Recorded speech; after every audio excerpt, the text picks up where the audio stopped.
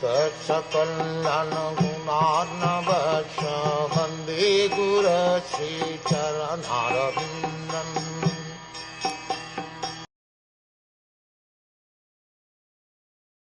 If the personality of Kali, irreligion, is allowed to act as a man-god or an executive head, certainly irreligious principles like greed, falsehood, robbery, incivility, treachery, misfortune, cheating, quarrel and vanity will abound.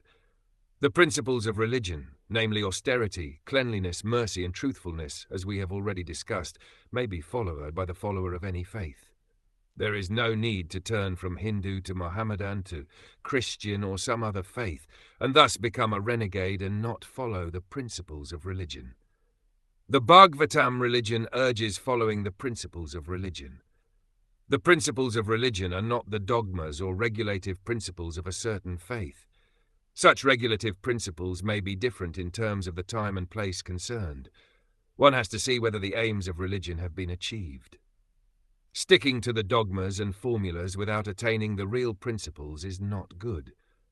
A secular state may be impartial to any particular type of faith, but the state cannot be indifferent to the principles of religion as above mentioned.